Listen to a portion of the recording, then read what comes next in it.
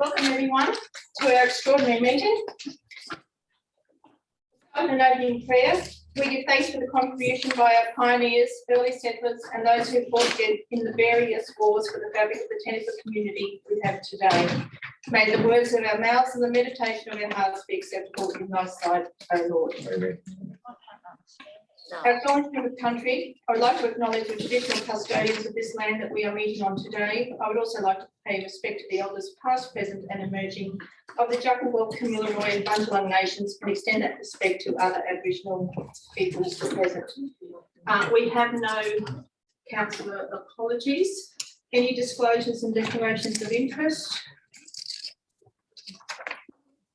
We will now have community consultation. We have two speakers today. So I'll welcome Stuart Bell first, please. And I'll just remind our speakers, our guest speakers, that you have a 5-minute opportunity to address us.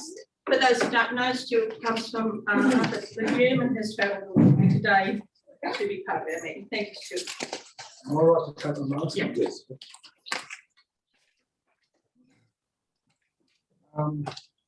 I'm here today to talk against the recommendations by the officer to increase our rates by 80% over 2 years, or 79.59%.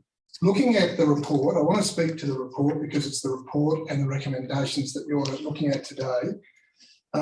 It seems to me that looking at the recommendations that council officers have looked at staffing and trying to change staffing, have looked at efficiency gains, and have looked at producing assets or selling assets, and they've all been put aside for one thing. And that's the one thing we're talking about today, which is the most important thing, is that there's a recommendation to make an application to increase our rates by 79.56% over 2 years. My concerns with that is, A, that nothing else has been looked at, and it feels to me as a ratepayer that the staff through this recommendation have said to me, we're going to go on our merry way, we're not going to make many changes, and you're going to pay. And if there's something else said in that, that's not, the recommendations are clear. The recommendations do not mention anything but putting our rates up. And the recommendations also say that after you today vote for this 79% increase, we then go to the community and we consult with the community. And I can't understand for a minute how it could be fair that you lock into place the application for the 79%, which the process has already been started without community consultation and without a resolution been passed by council. This has already been started by staff. I don't know whether this happened through the caretaker mode, when it happened, but it's already been started. That's in the report. So we're getting into a position here where you're sort of saying, staff is saying to you, vote on this, get it underway, then we'll consult the community and then we'll make maybe minor changes. That's what's in this. And I don't think that's fair. And I don't think with something this big is how it should work. I think we should go to community consultation first and tell us openly why this is happening. And then we can go back to you and you can make your decisions. What I worried about too is that there's statements made in this report that at the community's just strategic plan meetings, that it was discussed about putting selling assets or reducing services or putting rates up. The meeting I was at, that's a lie. That didn't happen. I was at Legume, I've run Liston, no such discussions were held. All we had is a free rein to look at all the things that we wanted for our future. No one told us there was any problems with finances. No one let us know about any of this. And to say then in this report that those things were discussed, they were not discussed at Legume, they were not discussed at Liston. If they were discussed somewhere else, that's fine, but they weren't discussed there. And I want to make that very, very obvious. We did discuss the need, as is written in this report, we did discuss the need for more work done on the economic development and tourism, but at no stage did we ask for more resources. We just asked for a more equitable distribution of those resources, those staff hours, into areas outside Tenterfield. And then secondly, we did ask that when those resources are used, they're based on plans that should have been put in place in the strategic plan that didn't happen last time. So to say in this, at least in Legume, I can at least say we did never ask for more resources. So that shouldn't put the budget under strain for it at all. Sorry. Looking at the difficulty with council in generating revenue, which was written in that report, these are only small things, but they're important. If we're going to start making people pay 80% more for their rates, it is important that the little things get done. Number one, in camping, which I'm involved in, there are illegal operations everywhere through this. I've reported it. Okay, and those illegal operations aren't paying DA costs. They aren't giving contributions. They aren't doing any of that. They've been reported. With the compliance, nothing's happening.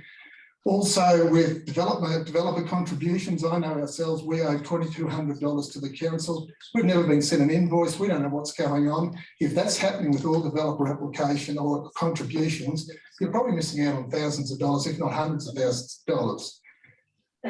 Sorry. Transfer stations need to be fixed up. There's no receipts given for cash. Thank you, Stuart.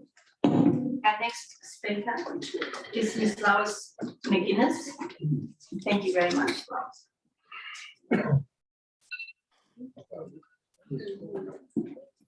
Hello everyone, my name is Lois McGuinness. I've been in Tenterfield for 9 years. I'd like to thank you for giving me a chance to say a few things.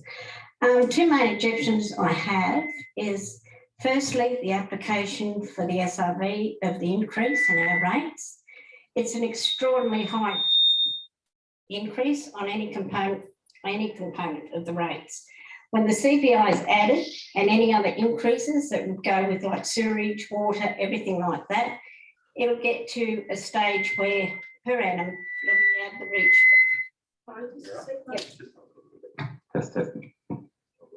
Sorry, it'll be out of the reach of a lot of people, especially the older people who have a lot of pensions. A lot of pensioners in Tenterfield, and I think by the time their increase won't increase, but the rates will, it's going to be very hard for them to live here. It will also have a flow-on effect with rental houses. It'll happen with the shops. Everything will become more expensive, and it won't just affect us, it'll affect you people as well. The councillors are the ones that are making the decisions. Part 7, page 7 of your business paper refers to the council's long-term financial plan commencing 2016 to 17. You forecast a small surplus of $200,000 to $500,000 for the years of 2023 to 26-27. The updated forecast now resulting in a deficit between 3.5 million and 4.1 million for those same years. It is worth noting on that same page, you mentioned financial burdens, extra financial burdens. You then give an example of award-required wage increases. These are not extra financial burdens. As any business knows, you factor your wages in, increasing every year in the budget. So it is not, would not be classed as an extra financial burden. The council cannot expect the ratepayers to cover their incorrect forecasts. Any increase above the allowable rate peg is unjustified. If the increase in our rates occur, what guarantee would the council give us there will be no further increases and the services that the council provide will be improved dramatically? The other thing that I object to is the way we were notified of this extra meeting. No mention of this application was made at public meetings to form a strategic plan.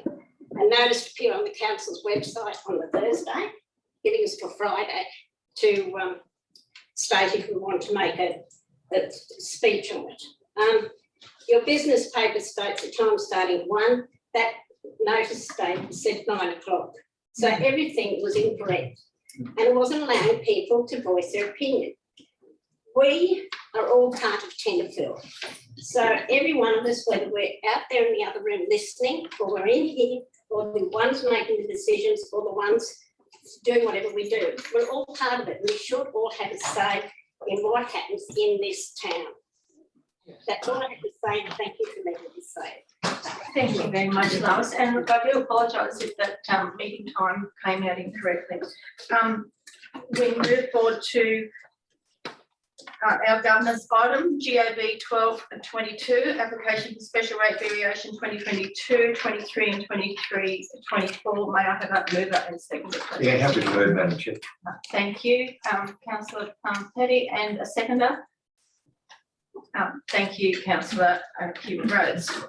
I'll now ask our Chief Corporate Officer, Ollie Smith, to go through the officer's recommendation and call for our Chief Financial Officer, Jess Waller, please, also to come to this in case of questions.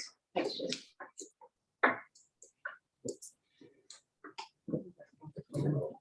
I think I need longer arms. First thing, thank you very much, Madam Mayor. I guess the officer's recommendation has been provided there on a re-evaluation, I guess, of going forward and looking at council's financial position. Over the course of the last 2 or 3 years, we've actually been making repeated reports to the council on the impacts, I guess, of some of the grant funding that we've received and the additional costs moving forward.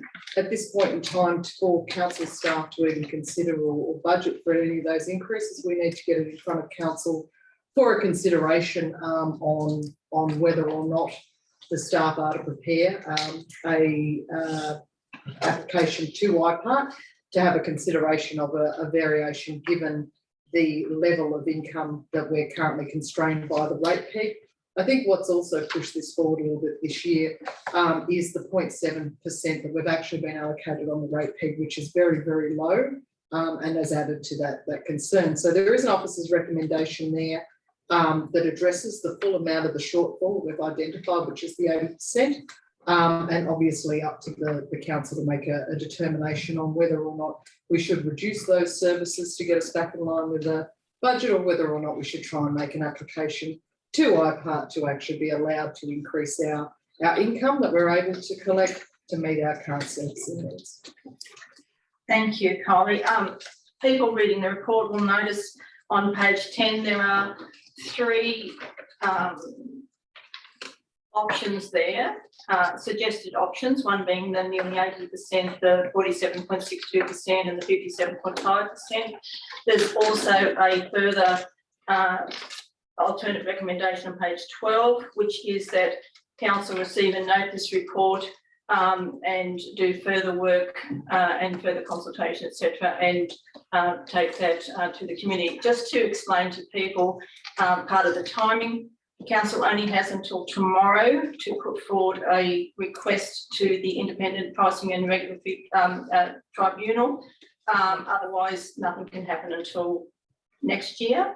If councillors decide to vote on any increase to apply for today, that would have to go to community consultation in the next month and a report done and prepared in time for the extension to the 7th of March. So that's just to explain timing issues and procedure to all. So now, any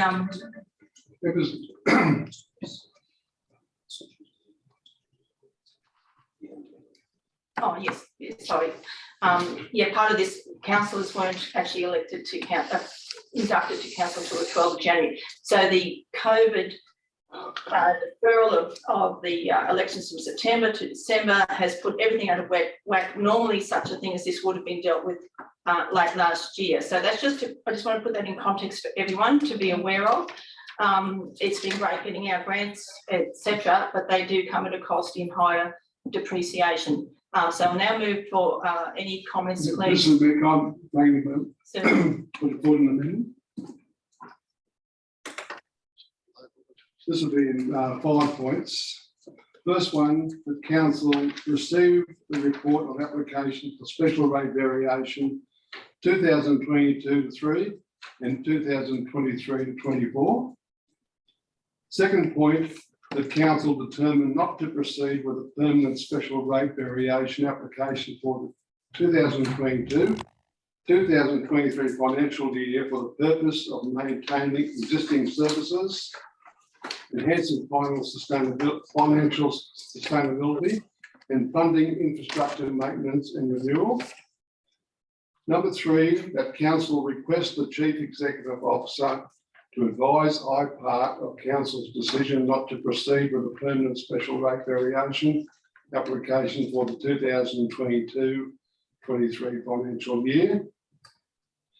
Number 4, that council request the Chief Executive Officer bring back a report outlining the process to consider an SRV application for the year 2023-24, detailing further options and an operational efficiency review. And finally, number 5, council acknowledge that without an SRV in the 22-23 financial year, service levels to the community will be impacted until budget deficits are resolved. Thanks, Mr Deputy Mayor. Do I have a second? I will second that, Madam Mayor. Seconded by councillor Sawyer. Thank you. Anyone speaking? Do you wish to speak to that? Thanks, Mr Deputy. No, Mr. Mayor. Thanks, Madam Mayor. I will speak. In deference to our speakers today, presenting on behalf of the community about the lack of consultation, as you've already explained, the timeframes didn't make it easy for us. We had to start this process. Getting the right decision at the end of the day is the one we're all trying to achieve. So by moving this amendment, councillors will give the officers of council sufficient time to fully brief the community on what the advantages of whatever special rate variation is finally determined or not. Everybody gets a fair say and we get an outcome that we can all live with. Thank you, Madam Mayor. Thank you. Any other speakers? If I can. Yes, thank you, councillor. Just a comment, and in support of the amendment, both councillor McNish and Sawyer, that one with another dot point need to be put in there about, because it doesn't say anywhere there about community consultation. If I'm missed, I apologise. So whether that needs to be put in there, and so we're all clear on this. A little bit of experience with our previous SRV, and through you, Madam Mayor, to either the CEO or to you, Col, that obviously in our workshop, which was much appreciated this morning, to go through this, to go out into the community, staff need a resolution of what percentage we're talking about. So I'm looking into the future in this next 12-month period. Obviously, it'll be brought up many times. And I need to stop there and thank the financial department of our council for making us fully aware over this last 12-month period and before, and in any public document, any business paper, about the concerns about our financial situation. So a good council makes a decision about improving that. So I do commend you, Jess, and your team again on all the work you put in there to make us aware of that, and it won't go away and we need to do something about it. So apologise, we'll go back to the question, Col, and to you, Mr. CEO, that we do need a resolution through that time about a percentage, what percentage we're going to go with the SRV to take to the community. Am I right in saying that? Or we're going to go out in the community and say, what are you going to be comfortable with? That's basically my question. I apologise.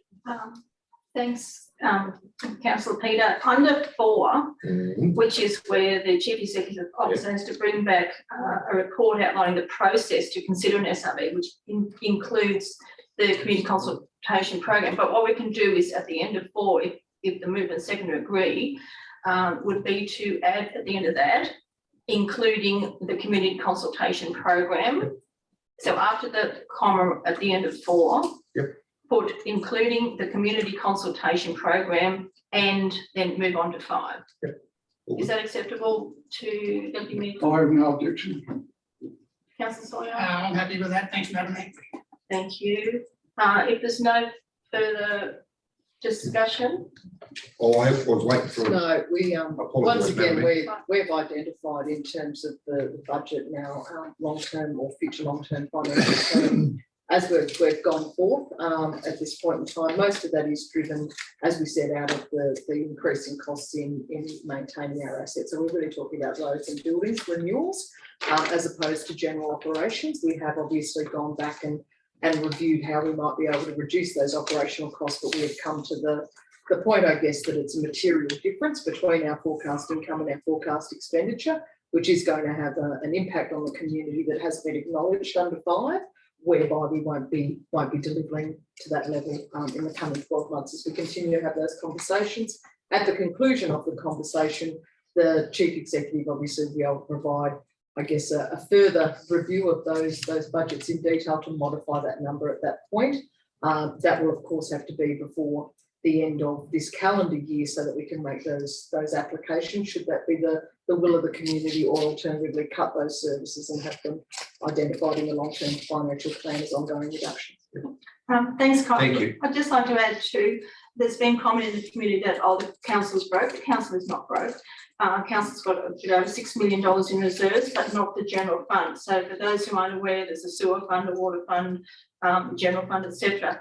But it's the general fund that the rates apply to. And the issue we've been faced with is we've been extremely successful in obtaining, I think, around $100 million worth of grants in the last few years, but that comes at a book cost in depreciation, because as we've fixed assets, particularly bridges and roads and things like that, that increases their value on the books, which therefore increases depreciation, even though to a lot of us that's not real money. But it is as far as our budgets are concerned.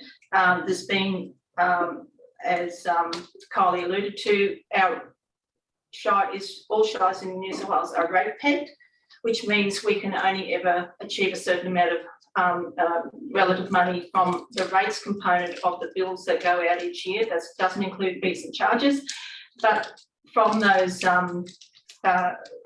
rates, the state government has said we can have an increase this year of 0.7%, when wages themselves went up 2.5%. So just in reply to Lois with her comments, that's partly what's been happening to councils, and we're not the only one. We're not the only council that's looking at a special rate variation. So we've got additional cost transfers from government, where they make us do all sorts of compliance that we've never had to do before. So that means more staffing, more time, etc., etc., etc. So what people need to be aware of is, if we defer this to next year, that means we do all the additional background work. We do a lot of community consultation, and which is very, very necessary. And people need to be aware that the biggest hit, meantime, with lower income, is in our Director of Engineering, Fiona's department, which is right. So we've got to be smarter and better at doing things, and ratepayers need to realise that we are where we are. Meantime, until we can sort through some of this, there is an opportunity in that budget shortfall of about $1.2 million depreciation on the Mount Lindsay and the Bruxton Way. They're two what used to be highways that should be going back to the state government, and we're going to keep lobbying to see that happens, and that will improve our bottom line. So anyway, having said that, I'll now call for a vote. All those in favour of the amendment? Unanimous. So no against. Can you make a note there that is carried unanimously? And with that, the amendment becomes the motion. All those in favour of the new motion? Against? Unanimous. Thank you very much. So that motion is carried. That is to defer. So the motion becomes